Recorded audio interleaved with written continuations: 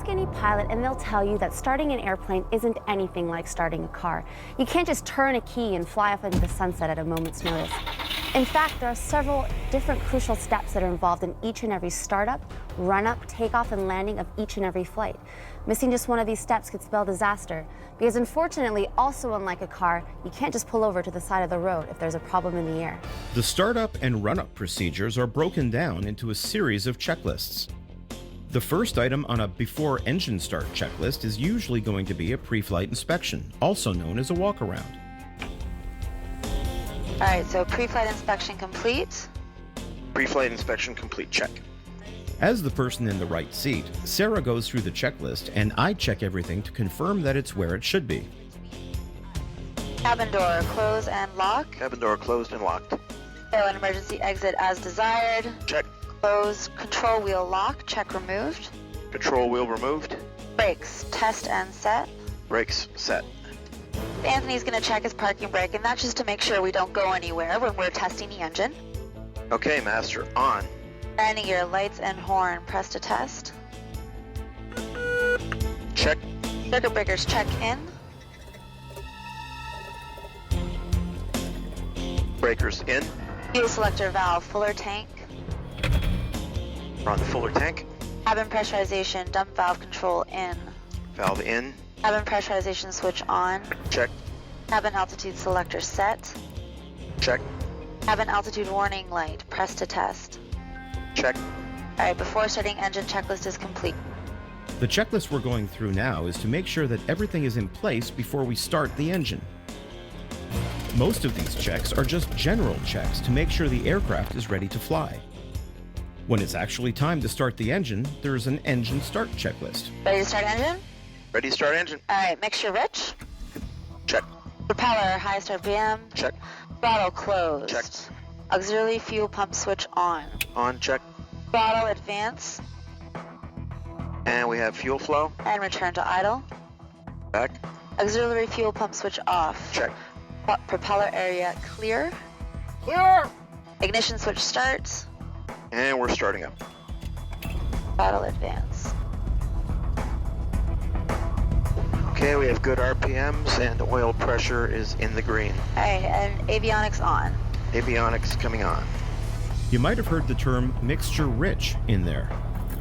The mixture control is one of those things that separates a car's engine from an airplane's.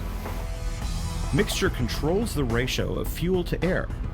Basically, as an airplane changes altitude, the air pressure changes, which affects the air getting into the engine cylinders. To compensate, aircraft have mixture controls. At startup, the mixture is rich, meaning there's a high percentage of fuel to air. And starting engine checklist complete. Once the aircraft engine is started, you'll typically go through a pre-taxi checklist or jump directly into something called a run-up. The order may vary based on the circumstances, but before you pull out onto the runway for takeoff, you always want to do a run-up.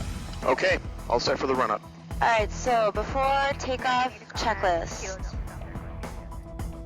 Parking brake set. Brake set. Cowl flaps full open. Cowl flaps open, check. Flight controls free and correct. So, what is a run-up? Well, as we've mentioned before, once an airplane is in the air, you can't simply pull over. So to ensure that the engine is actually going to work at the speed and power required to take off and fly, you run the engine up on the ground beforehand. Flight instruments check. Okay, 1 online, 2 coming. Check. All right, fuel selector valve fuller tank. Check. Mixture rich. Check. Elevator and rudder trim for takeoff. And check. Throttle 1700.